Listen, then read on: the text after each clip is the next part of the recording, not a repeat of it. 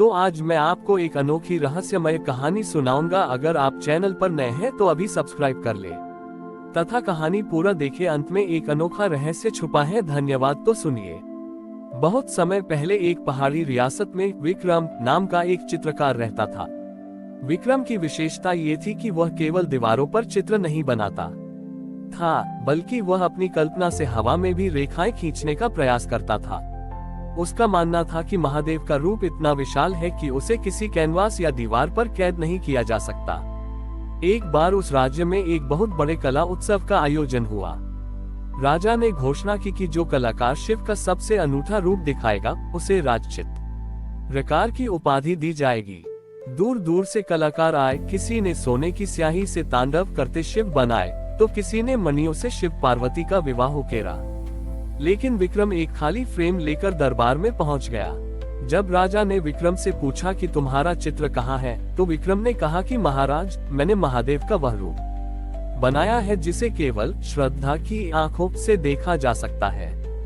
सब लोग हंसने लगे और राजा को लगा कि विक्रम उनका मजाक उड़ा रहा है।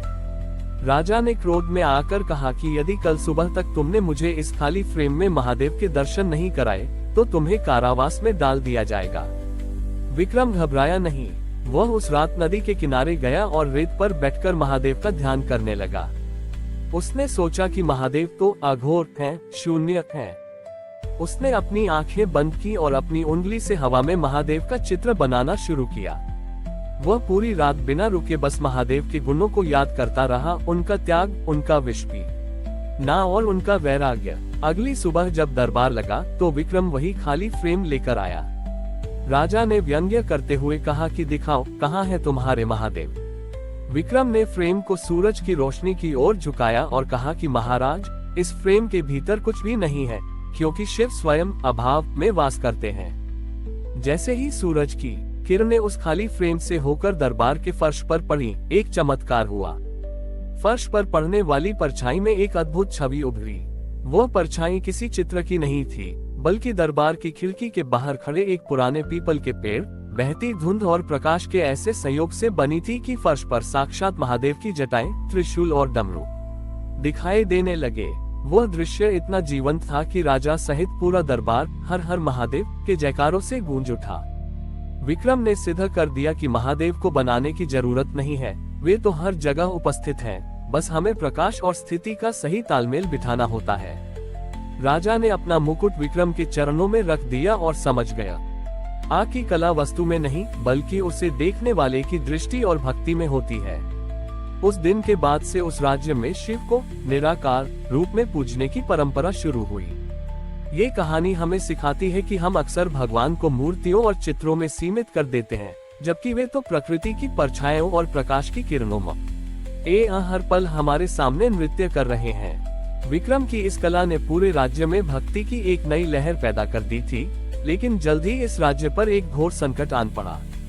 पड़ोसी राज्य के एक क्रूर राजा ने आक्रमण की घोषणा कर दी। शत्रु की सेना विशाल थी और विक्रम के राजा की सेना उनके सामने बहुत छोटी। चारों ओर भय का वातावरण था और राजा को अपनी हार निश्चित लग रही थी। युद्ध की पूर्व संध्या पर राजा ने विक्रम को बुलाया और कहा, विक्रम, तुम्हारी दृष्टि ने हमें महादेव के दर्शन कराए, लेकिन क्या तुम्हारी कला इस राज्य को विनाश से बचा सकती है?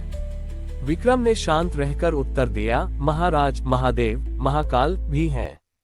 वे केवल सृजन नहीं, रक्षा भी जानते हैं। आप बस अपने सैनिकों को आदेश दें कि वे आज रात सीमा पर स्थित सफेद संगमरमर की पहाड़ियों के पीछे छिप जाएं।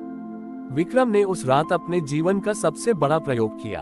उसने गांव के सभी दर्पणों और पॉलिश की हुई पीतल की थालियों को इकट्ठा किया। उसने इन दर्पणों को पहाड़ियों की चोटी पर इस प्रकार व्यवस्थित किया कि वे एक विशेष कोण पर टिके रहें। उसने अपनी उसी कला का उपयोग किया जिससे उसने दरबार में परछाई बनाई थी। जैसे ही अगली सुबह सूरज की पहली किरणें उन दर्पणों पर पड़ी, पहाड़ियों के बीच फैली हुई सुबह की घनी धुंध और उन दर्पणों से टकराते हुए प्रकाश ने एक अकल्पनीय मायावी दृश्य रच दिया। शत्रु सेना जब सीमा पर पहुंची तो उन्होंने देखा कि सामने पहाड़ियों के ऊपर प्रकाश से निर्मित हजारों फीट ऊंचे महादेव खड़े हैं। उनके हाथ में चमकता हुआ त्रिशूल था और धुंध के कारण ऐसा लग रहा था मानो साक्षात शिव अपनी जटाएं फैलाए तांडव कर रहे हों। शस्त्रों से सुसज्जित शत्रु सेना उस विशाल और दिव्य रूप को देखकर थरथर कांपने लगी। उनके मन में ये भय बैठ गया कि वे किसी साधारण राजा से नहीं, बल्कि स्वयं महादेव की सेना से लड़ने आए हैं। भयभीत होकर शत्रु सेना के सैनिक अपने हथियार छोड़कर भाग खड़े हुए। बिना एक भी खून की बूंद बहाए विक्रम की कला और महादेव के प्रति अटूट विश्वास ने युद्ध जीत लिया। राजा ने जब ये चमत्कार देखा तो वह विक्रम के चरणों में गिर पड़ा।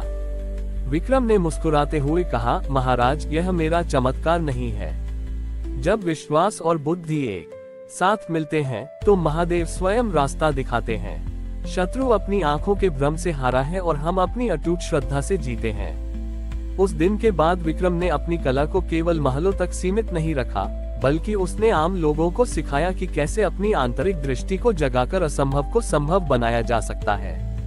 हमारी और भी आध्यात्मिक एवं अनोखी कहानियां देखने के लिए हमारे चैनल पर जाएं तथा धार्मिक एवं पौराणिक अनोखी कहानियां हमारे चैनल पर है। कृपया जाके देखें तथा हमारे चैनल को सब्सक्राइब करके रखें और वीडियो लाइक जरूर करें। धन्यवाद।